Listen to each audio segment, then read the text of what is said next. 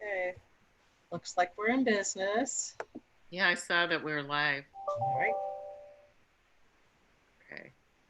Minutes. We have to approve minutes. Okay. Uh-oh, now I lost myself. What did I do? We still see you. Yeah, but I don't see you guys. Oh, there I am. Okay. Oh, there's Mary. Mary, I want to find out what's going on in Charleston. You know, the big hurricane. They had tornadoes in New Jersey.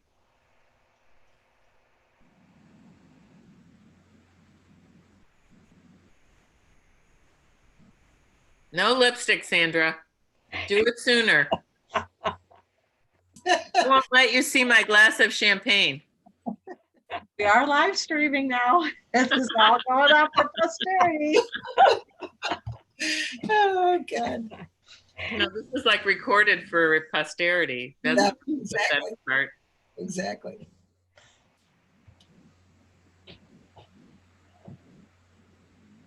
When we run for office again, they'll put up some of these pictures. Mary, what's going on in Charleston? She's not connected. Well, it should be now. She's too busy. Mary, what is going on in Charleston? We dodged another bullet. Good girl. Hey. It hit Myrtle Beach. Excellent. Which is north of us, and they had some, seaside flooding and lost a bit of their pier. Huh. But our cameras stayed on the whole time, which means we didn't lose power. And so we had rain and wind, but nothing accumulated that impacted any of the homes or gardens. Excellent. So, good. Yeah, Wow. still early in the season. Yeah, early in the season. Drink to that tonight. And then just get ready for the next one. Hi, Jim. All right. We won't be able to respond to you yet till he connects, and I have to unmute him.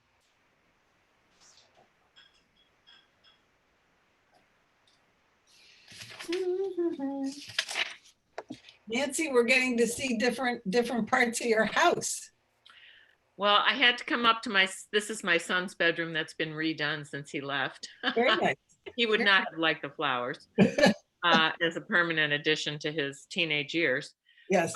But my children are here from Brooklyn, and so great. They are downstairs, and they said, well, aren't you going to go somewhere private? And I was like, I guess you guys want to have some privacy. Yeah. Okay. Oh, good. So good. They don't want to see their mother in action or their mother-in-law. Nancy, I'm anxious to see your backyard. How are your little enclosure and my tomato? Oh, it's fantastic. It's can't like wait the to inn at Epping Road now. They said this is like staying at an inn.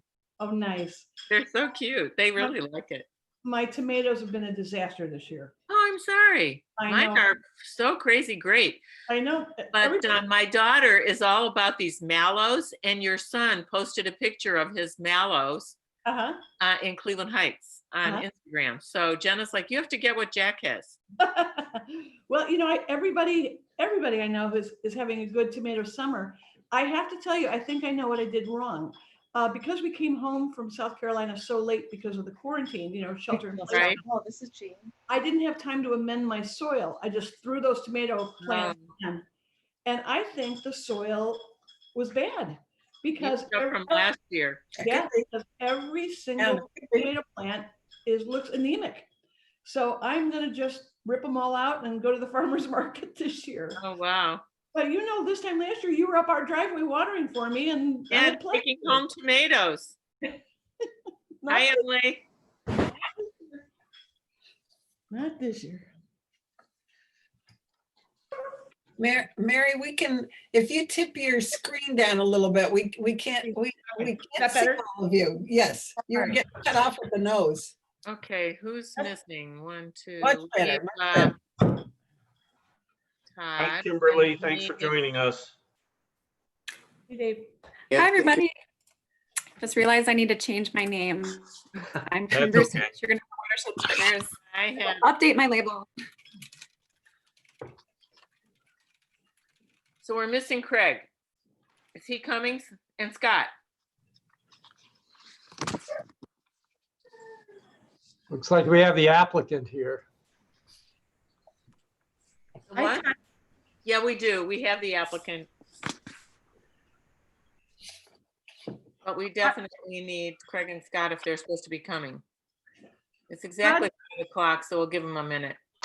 Todd, how did your son handle the bad weather down in South Carolina? Everything Well, all I right? haven't talked to him since Sunday, and he was battening down the hatches on Sunday, so it wasn't that bad, I don't think. No, my neighbors refer to it as a great non-event. Yeah. Best. That's always good news in hurricane Oh, season. yeah. Always Yeah. good, He's on the high ground though, so. Good. Unlike us. Right. Okay, here's Scott. Did you hear anything from Craig, Dave? No, nothing that he wouldn't be there. In fact, he acknowledged he would be here. Okay. Give him a minute. Michael Kelly. Can you guys hear me? Yes, Scott. Okay, here's Craig. Okay. As soon as you get him on, Jean, I'll call the meeting to order.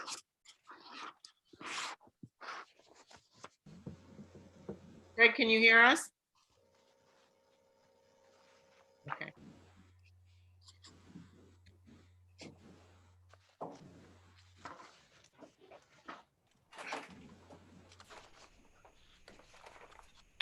Here he is.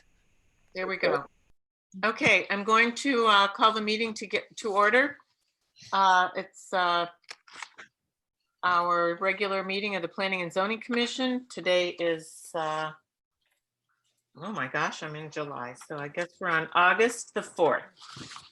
Our first agenda item is approval of the minutes from our June 2nd meeting. We did not have a meeting in July. Has everyone had a chance to look at the minutes? Yes. So moved. Yeah. Have a second? Second. Dave? Mrs. Sog, Yes. Mr. Broom, Yes. Mrs. Burke, Yes. Mr. Deacon, Yes. Mrs. Hamilton, Yes. Mr. Steinbrink, Yes. Mrs. Turner. Yes.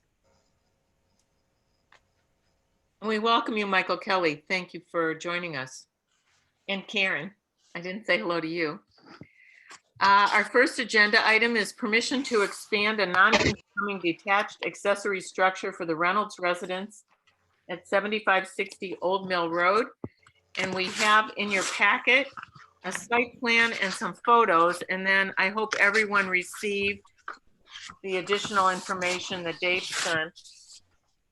Oh, there's Chris, good. What Dave sent concerning Dick Kowalek's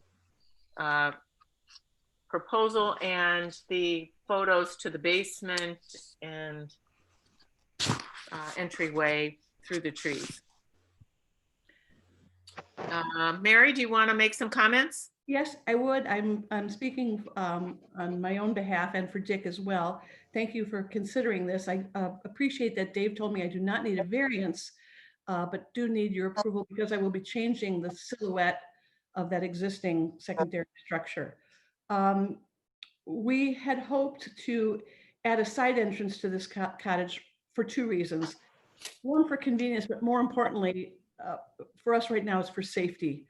Access to the cottage from our house means a 75-foot trek under 4 very tall, they're at least 80 feet tall, hemlocks and their exposed root system. And you can see that in the site plan that from our driveway to the back of the guest house is a trek, but that site plan doesn't show you that in a line from the driveway all the way to the eastern boundary is this line of hemlocks, this very mature hemlocks, and there are numerous exposed roots. In the dark or carrying a suitcase or bringing in groceries, that walk can be really treacherous. And the same goes for when we have heavy snow. A side door would allow a person to reach the entrance into the cottage from about only 25 feet from the side of the driveway. And we, of course, would plan on putting in a very pretty little stone walkway from the driveway to the side of the house. The placement of the door allows us to keep the original or an additional hemlock on the corner of that house, which in your pictures of the guest house vestibule that Dick provided for you, that would be the picture on the bottom left-hand side. There's a 5th hemlock there on the corner, and we will be able to save that. This modification will also make the cottage accessible, and which is why it's come up, for my 87-year-old father-in-law, who stays with us, and he now uses a cane. Navigating that 75 feet trek under the trees is problematic, and I think will probably only become more so. Dick Kowalik has sketched a very simple and as small as possible vestibule so that one could come in from the driveway on a sidewalk, sit down and hang up a jacket. And as the cottage is configured now, there is no entry hall. The other back door goes right into the kitchen. Dick designed a side vestibule very similar to this at the Smith home, which is 3 doors to our west. And it was added about 10 years ago. So we tried to keep it as absolutely small and benign as possible, but we really feel that for our future use, a safer entrance is really desirable. So we'll hope you consider it. Can I answer any questions? I have a question. It's probably more for Dave or for Todd. So what exactly are we doing here? I mean, that's, this isn't a variance? Is it a, No. what is No. it? It's permission to expand a non-conforming structure. It doesn't conform because of the east side setback. That's the only thing it doesn't conform to. And so are we making a recommendation to architectural, or is they No. all he needs No, to do? you're just approving expansion of a non-conforming structure. So Todd, is this a use variance analysis, or is this Nope, this is not, area variance? Not a variance. Currently, there would not be permitted a second home on a single family lot. Right. Okay. So this is a non-conforming home. It's being expanded, so it's not only a setback issue, it's expanding. And so our code is not a model of clarity on this issue. But I would say, based on what I've read from the non-conforming use provision, that you can't expand or alter a non-conforming use more than 60% of the existing use. This is obviously well below that. So I think that it's permissible, but it's wise for your commission to review it and approve it. So do I need to run through the area No. size variance worksheet? Okay. I don't think so. I think we just need a motion. Yep. So I move approval. Do I have a second? Second. Yeah. Mrs. Mary, how Saul, old is- Yes.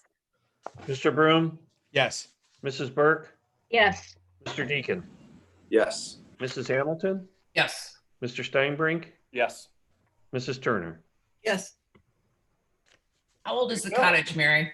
It's probably, this house is late 1860s, 1870s. And Wow. so we have to think that this was a caretaker's cottage for that whole land behind us toward the Field property was farm. Huh. That was probably a caretaker's cottage. So it's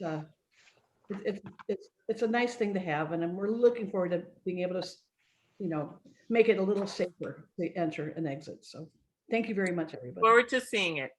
Thank you, Mary. Thank you. Okay, next on our agenda is a review and discussion of the proposed riparian setback ordinance. Ideally, we had expected to have Heather give us her personal attention in a meeting of all of us together. But under the circumstances of what's going on in Ohio right now, with us being in the red zone, we felt having an in-person meeting was unwise, and we would have had a lot of difficulties since we can only have 10 people, since we already have more than 10 people, having the public included. So at least this way, the public can be included in the YouTube video, and they can, anyone who chooses can ask a question or leave us a question for information later. And they can come to YouTube later and understand our discussion. So I hope everyone had a chance to look at it and look at Chris's update today, which gave you a little bit better map. But you'll see there are 3 different areas of setback from waterways in our village, which covers quite a lot of the village. We have the river, which has its setback. Then we have the higher streams, and then we have the smaller streams, creeks, brooks, whatever you want to call them, which have a smaller setback.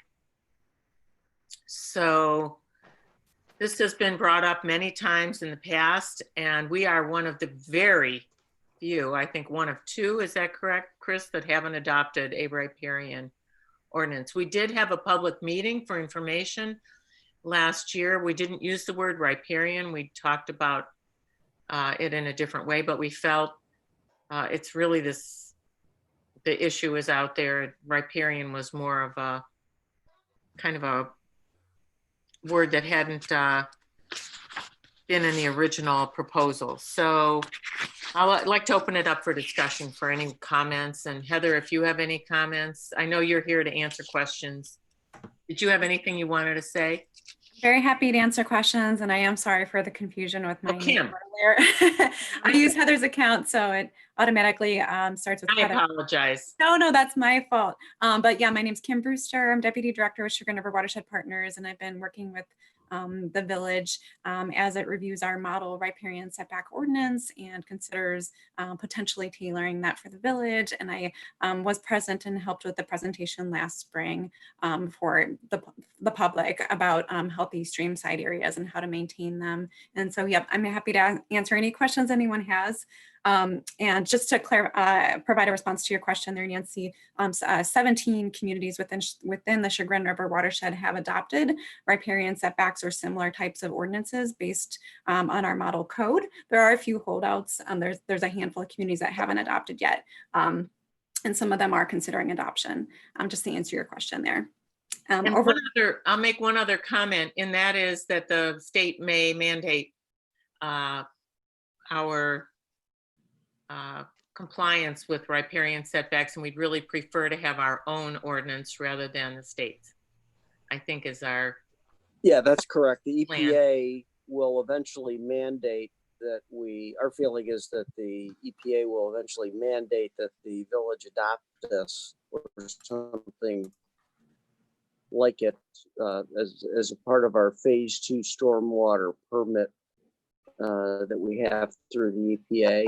And our suggestion is that we do it voluntarily in advance of being mandated. There are. Oh, go ahead, Kim. Oh, I'm just going to supplement that. Yeah, there are some areas within the state that have a special construction stormwater general permit conditions that do require riparian setbacks. And right now, they're kind of clustered around the Columbus area, but like Chris was mentioning, that could become something statewide someday. We're not quite sure. So it is great to have local control. Just to get clear procedure, we are just a recommendation to council, and then there will be a public hearing. This is Sandra. I was just going to say at the public meeting that we held last year, Chagrin River Watershed Partners did a really nice job of presenting the ordinance, and I was struck by, I guess, the flexibility, the ability of this ordinance to, allow for unique circumstances, and also to, in a sense, grandfather structures that are already in, within that setback. And I think in the past, that's really been a concern for some residents in the village. But I think as people kind of read through this and get to know more about it, I think it's a wonderful addition to our ordinances to be able to protect our waterways and still be flexible with our residents. Thank you. Any other comments, questions? I had kind of two clerical, kind of one for Chris and maybe two for Todd. Chris, under the page 6, the applications and site plans, it talks about what needs to be submitted. Do we want to specify a scale? I think 1 inch equals 30 is kind of a standard. Yeah, I think typically what we'll do, much like we have with the site plan requirements that we have, is if this is adopted, then what I would put together is a sample site plan for this kind of for consideration under this ordinance. But yeah, so ideally we'd like for it to be at 1 inch equals 30 feet, but we'd like for it to be on one page, like 11 by 17 max. So if they need to adjust the scale in order to accommodate that, they can do that. You think that size sheet, we can read what we need to see? For this, yeah. Okay. Even if they go to 2 sheets and have a blow up of the project area as well. Okay. And then Todd, on that same part where it talks about applications and site plans, it talks about the registration number of the qualified professional who prepared the drawing. Doesn't that fall back to, we can't specify it has to be prepared by a professional, similar to architects? We can't require architects? I don't think this applies in this context, but I'll be able to look at it. I will look at it. Okay. I think that only applies to buildings. Okay.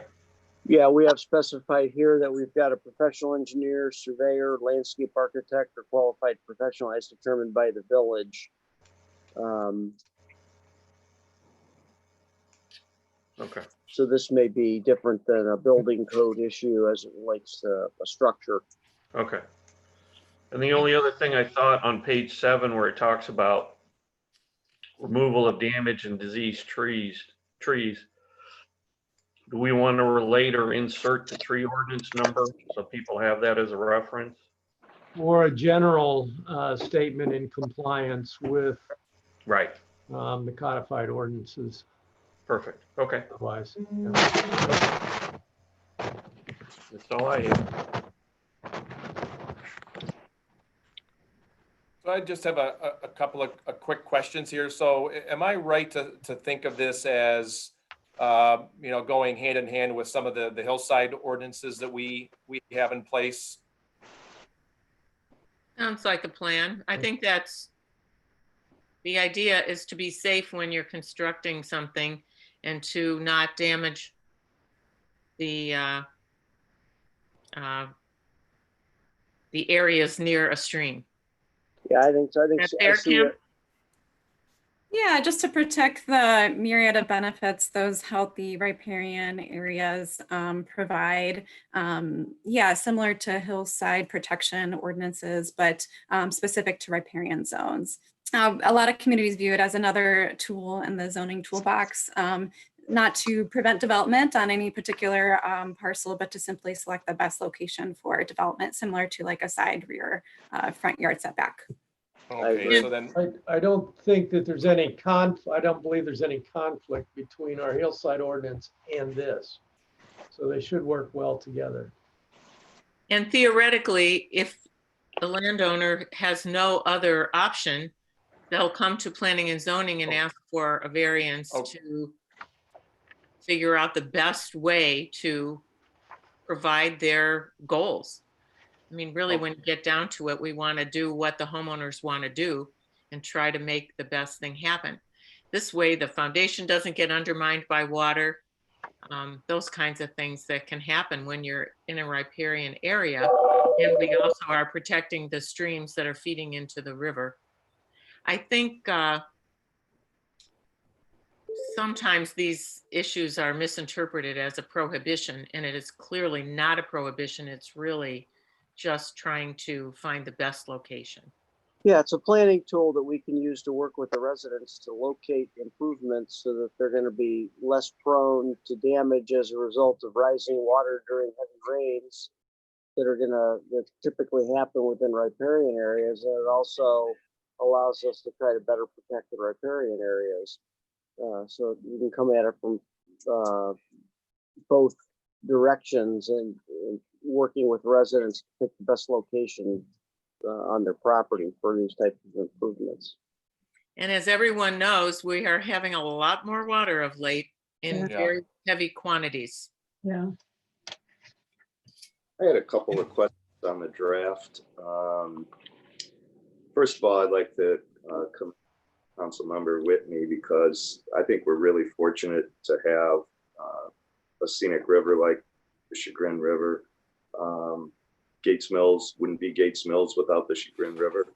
And it's actually a world-class fishery now today with the steelhead and all. So I think I'm glad that we're looking at this ordinance. One of the things, maybe Heather I was looking on page 9 on number C, let's see, what's it? Under 117608, they mentioned there should be no fences or walls, but sometimes wouldn't a wall be considered for a steam bank stabilization project, or does those counter?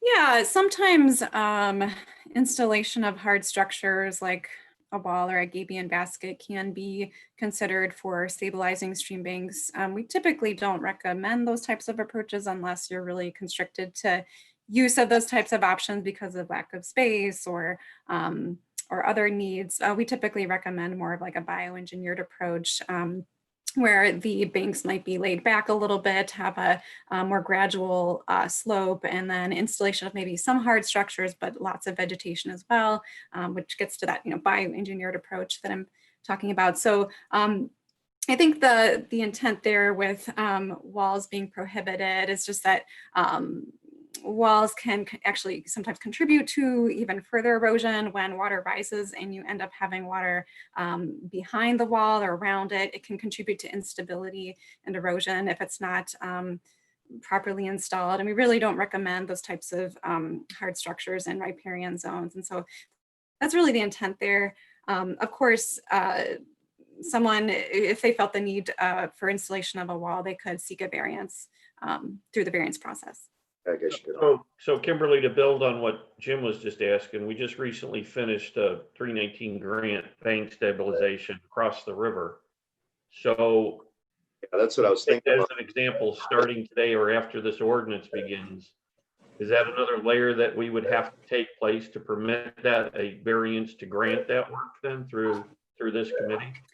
I believe based just on our model code, that would be a conditional use permit granted by planning and zoning for stream bank stabilization. So not necessarily a variance. Step that would need to take place. Yeah, it'd be a conditional use permit by P&Z.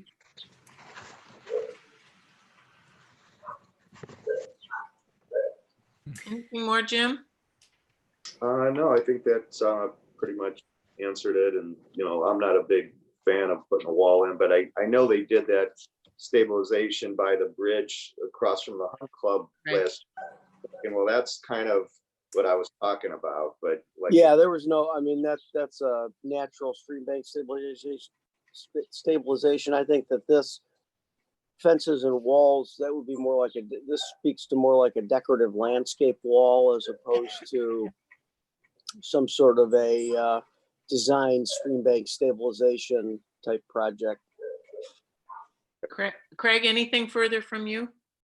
No, I just, one last thing, Kim, you know, a couple of references to model code, and I know that this was brought up, again, maybe it was a year ago or so, that, Hunting Valley and other communities in the kind of the Chagrin Valley corridor, the language, the spirit is similar.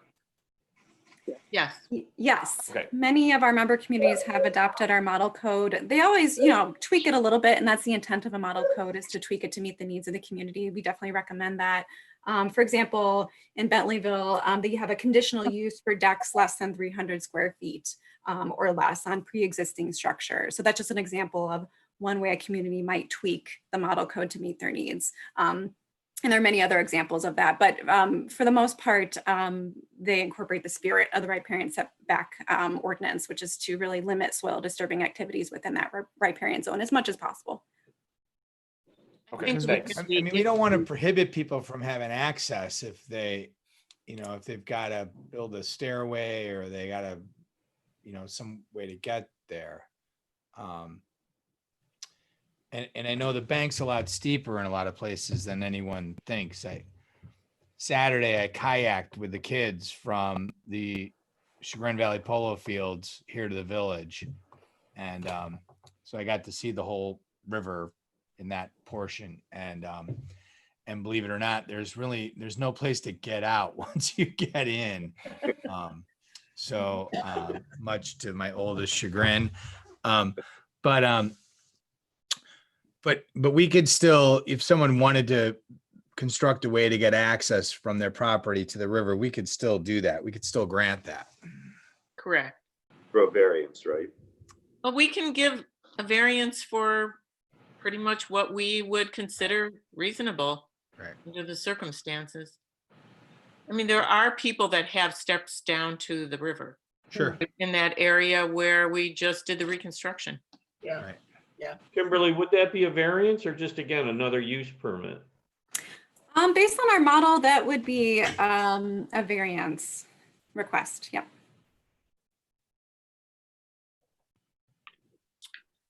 Any other comments? Otherwise, I will entertain a motion. I have a couple of questions. And this is on page 11 under penalty.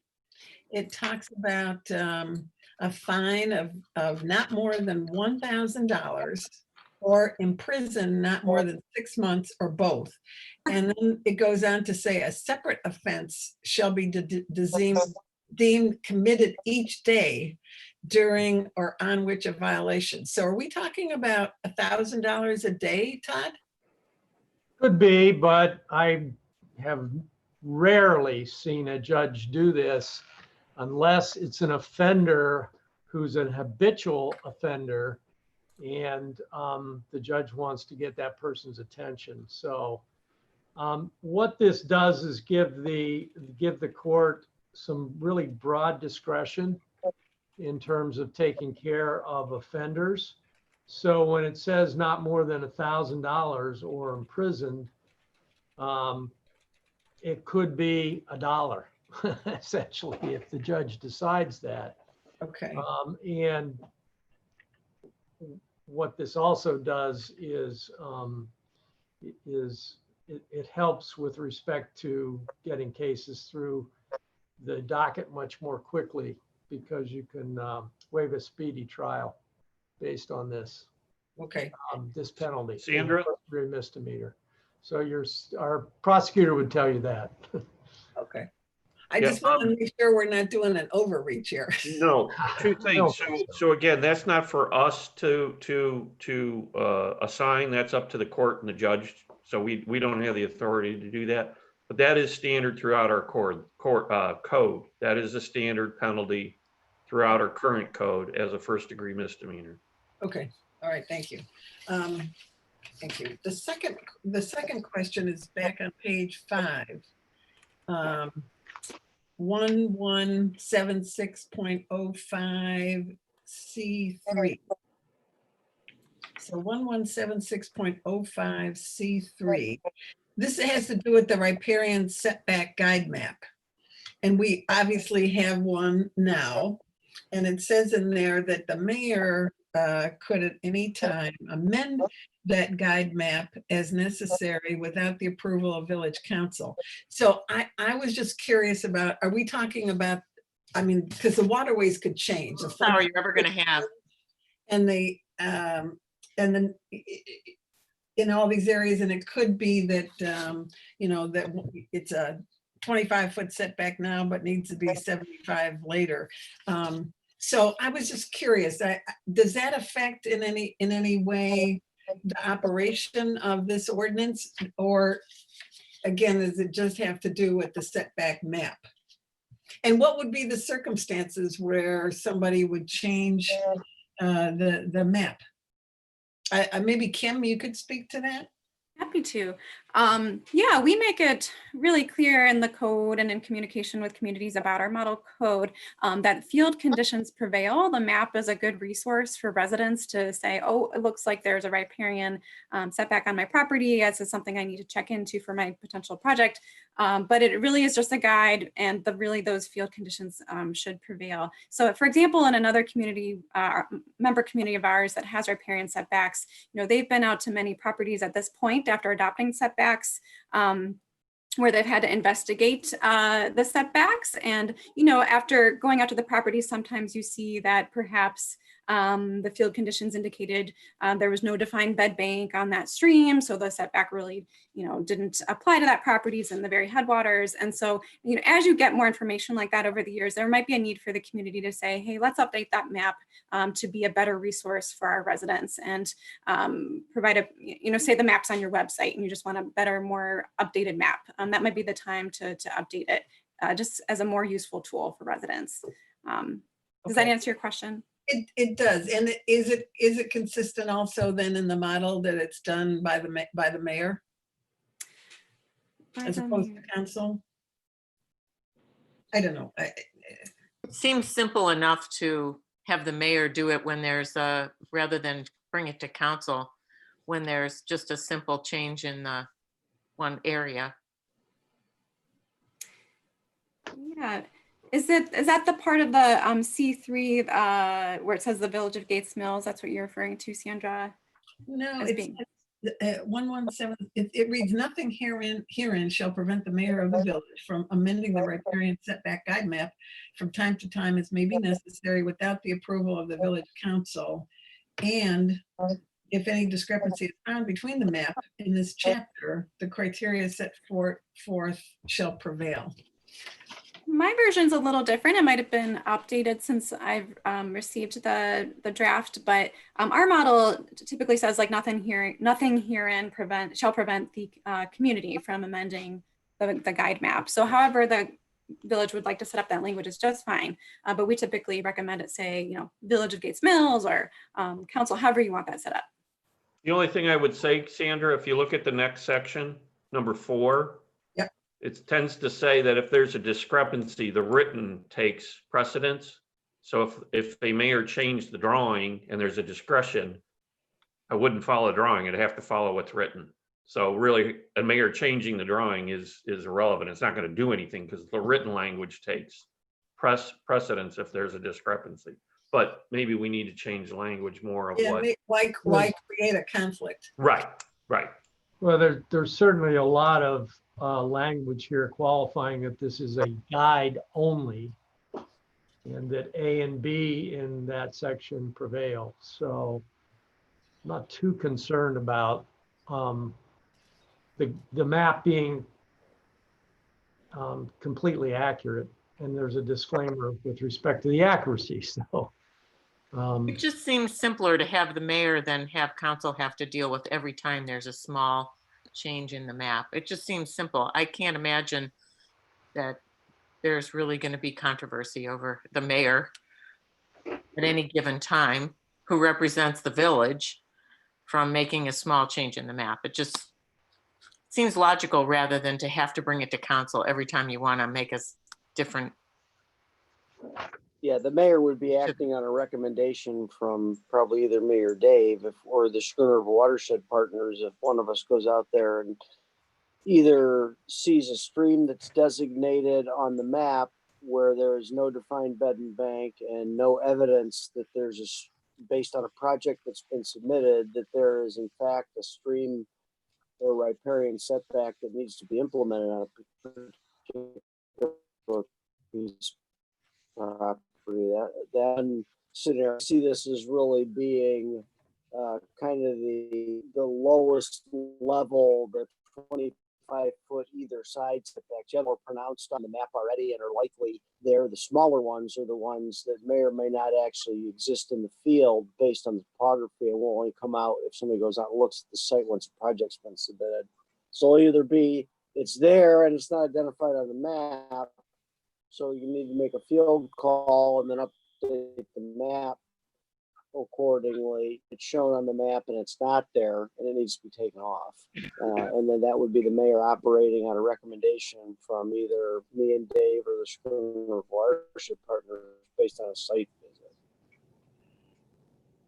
And those are likely going to come about only when a project is submitted and we go out and do a site visit and we see something that's different than what the map shows.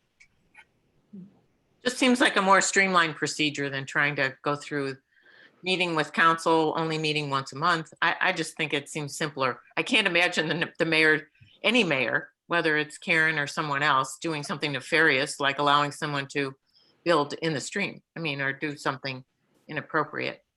So it seems kind of simplified. I like the idea of having a simple solution.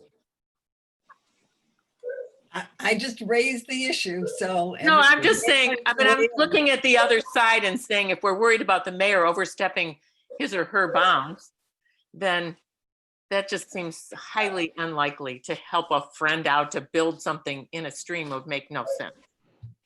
And I think if there was a hue and cry from the neighbors, certainly council might get involved. Do I have a motion? Is there someone who'd like to propose that we make a recommendation to council? I propose we make a recommendation for council to examine this issue. I'll second. Dave? Is recommendation to examine it enough, Todd, or do we need to approve it? Just a recommendation is all. That council examine it. That they approve it. That's what I mean. I think we need a Okay. little more. We need an approval. Yes. Can I amend Well, your no, you need a recommendation. recommendation? Yeah. The council approve it. Correct. Is that all right with you, Sally? Absolutely. Thank you. Mrs. Sog, Yes. Mr. Broom, Yes. Mrs. Burke, Yes. Mr. Deacon, Yes. Mrs. Hamilton, Yes. Mr. Steinbrink, Yes. Mrs. Turner. Yes, And I would like to state for the record that the public will have a further opportunity to come to a public hearing, hear information, once council has a chance to put this on the agenda. And I know Ann Whitney will make all of those happen. So there'll be plenty of opportunity for the public to comment. Thank you, Kimberly, for your help. Thanks, Kimberly, and thanks for taking Thank the you. time. You're welcome. Thanks. If any other questions come up, feel free to reach out to us anytime. Okay, we have a new agenda item, which involves changes to our sign ordinance. I hope everyone had a chance to review the new ordinance, the proposed ordinance, and to review our memo from our attorney, Todd. And I'm not sure how we want to proceed. I'm going to ask Todd to comment because he suggested we might want to go into executive session to discuss his memo. Yes, it's come to our attention, you know, it's a really busy election season coming up here, as everybody knows, a national, state, county elections, judges at the state and county level. And so there have been quite a few temporary yard signs that have been put up throughout the community. The city sign regulator, villages sign regulations have not been amended since 2002. There's been case law that's come out since 2002, and even prior to that, that puts into question the legality of some of the provisions. I don't want to go into any real detail and give a roadmap to anybody to challenge our sign regulations at this point in time. But I think it's really important because the mayor and Dave have gotten calls from citizens complaining about the display of signs. And the complaints that they have received to date would go to the issues of whether the provision that they wish would be enforced are legal. So I don't know if I should go any further into that without being in an executive session and giving legal advice. But I have attempted to, first of all, I want to say that I've been doing these sign regulations and litigation in federal and state court for 30 years. And it's impossible, virtually impossible for community to win a sign case when there are restrictions that give preference to certain signs, durational limitations for display of signs. The cases are all going against any durational limitations, particularly in advance of an event like an election. And the special treatment the courts, including the Supreme Court of the United States, has given to real estate signs, which cannot be treated more favorably than traditional political or opinion signs. So I would ask that you consider the proposed revisions that I've put forth. The case law, and I know we have a couple of lawyers on the commission, so I tried to give you a confidential legal opinion that had quite a bit of case law in it. And the case law is replete with statements by courts that say, you know, the majority of homeowners are going to do this right. They're not going to litter their community with temporary yard signs for any length of time. And the aesthetic interests of the community with respect to signs littering the community is really outweighed by the First Amendment free speech provisions, particularly where you have an election coming up with multiple candidates, and every citizen should have the ability to show their support or opposition, I suppose, in a sign in their yard. And there's no real reasonable alternative to that expression. I remember a case I had in federal court for Cleveland Heights years back. Some person put a small Al Gore sign in their front yard, and it did not comply with the regulations of the community. And she was told to take it down. The ACLU jumps into these cases and prosecutes them. We're in front of the good Judge Manos, who I'm sure Scott will remember. And we lost on summary judgment. And I had affidavits from multiple people about adequate alternative means of expression, taking out newspaper ads, having coffee klatches in your home about your support for a candidate. And the court said, no, there's no substitute for a citizen to be able to put a sign in their front yard supporting a candidate or expressing an opinion. The example I like to give is the law director is a fascist. If someone wants to say that on a sign, or that the village engineer is a fascist, they should be able to do that. And of course, lately we've seen other types of opinions expressed in support for causes. Perfect example is Black Lives Matter signs, which I'm sure you've seen many of them. And if those are put up during election season, obviously there needs to be accommodation for more than one sign in a yard. And also commercial property owners are really treated the same as residential property owners with respect to traditional First Amendment expression beyond commercial speech. And so I've tried to accommodate that. I've tried to accommodate a little bit of commercial speech in residential because everyone sees the little signs from home contractors while they're working at the site for, you know, roofers, landscapers, et cetera, like to put out a little sign in the front showing that that's who's doing the work on the property. Those seem to be very popular, and I'm not sure homeowners care that much about them. And then, of course, real estate signs. And the real estate signs in Gates Mills, as in other places, keep getting bigger and bigger. And so you can't permit a bigger real estate sign than a political sign. So I chose, and maybe you want to adjust it, 6 square feet per sign. It's 2 foot by 3 foot.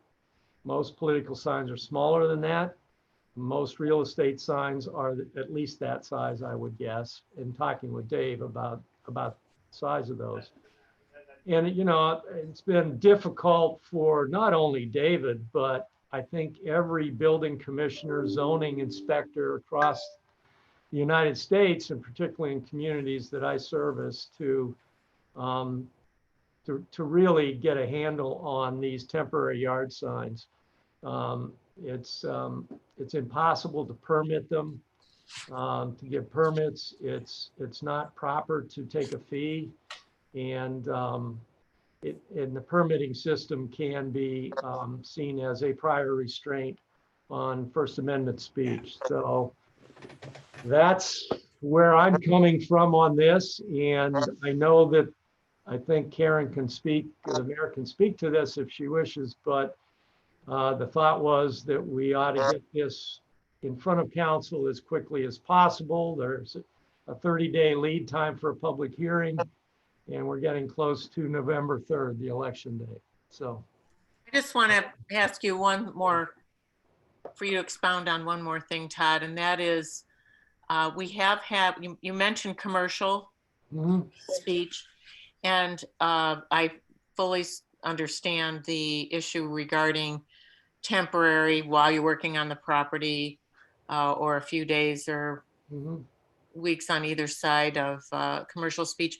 But we have had issues in the past of commercial speech, and I know Dave has attended to this, of folks leaving up commercial signs all throughout the village for long periods of time, maybe 6 months to longer. And it seems that I want to make sure you have thought about how we can deal with that. I'm not quite sure what you mean by commercial signs, but if it's a contractor's sign in a residential district, or even if it's a lawyer who works out of their home, you can completely ban that. And you could completely ban contractor signs too. I just know they're very popular. What you cannot ban is real estate for sale or for rent signs, and then your traditional non-commercial signs for free speech. I was really talking about duration, that what you were saying is a contractor, those things are popular, but I think we in the past have preferred that they not stay up, commercial ones stay up for long periods of time, because sometimes homeowners, homes are not near the sign, they don't even notice that it's there after a while. Or I would say, as an example, we've had driveway paving companies who put signs all over the village so they get more business. They leave them up from March until November. And well, that has been kind of, yeah, I sort of thought nothing else. That, you know, Dave issues building permits, and I assume some inspections are done to see that the work is done and done correctly. And so that's generally the thought, is that Dave will know, and inspectors know when the work is done and say, hey, take that sign down. Todd, I think the one she's talking about, you know, we get various contractors, paving contractors, house painters that'll stick various signs like at Mayfield and River. You know, they're not working right away, obviously, but they're just trying public to right away. You can take them down. Yeah, you know, in the public right away, you can go out and pull them out, Dave. Okay. Now, what I always tell, I'm talking about the asphalt paving signs that stay up for the whole season. They're bright yellow. They're really unattractive.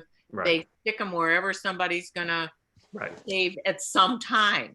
And so I think I'd like to know whether they can leave them up for while they're working on the property. I think So, that's so fine. the proposed ordinance says they can only keep them up during the time the work is being performed. Right. That's what I want to make sure that duration can be enforced. Oh, certainly.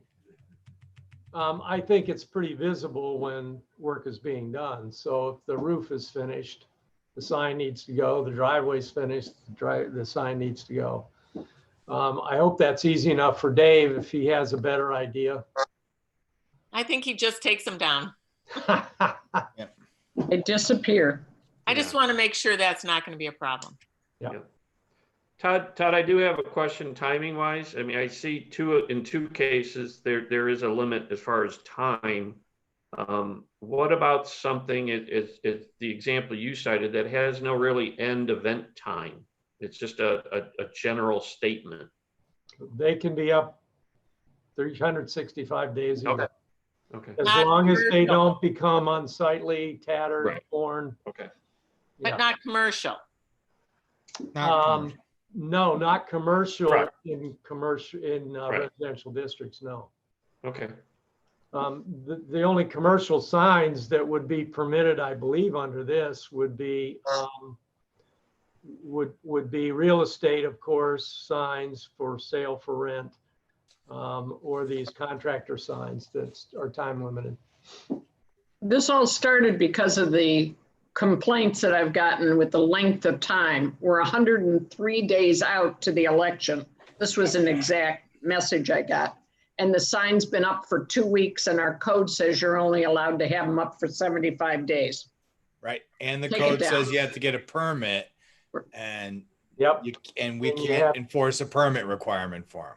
And Right. you have to give a deposit for a political sign that you get back if you take it down within 7 days after the election. And I don't know, even in larger cities with lots of inspectors, you just can't keep up with that either.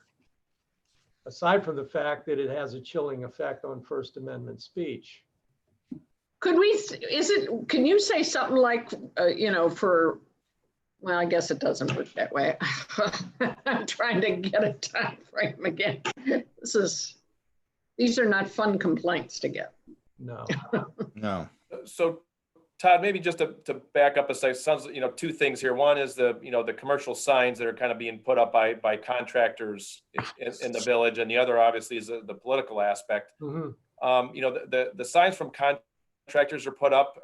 Did you mention in your comments that you were just saying that those can be, I don't want to use the term banned, but not allowed at Correct. all in the village?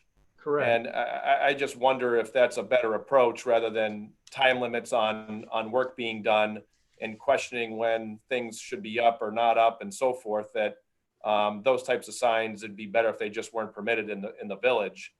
And I don't know what everyone's thoughts are on that. And, as far as the political signs go,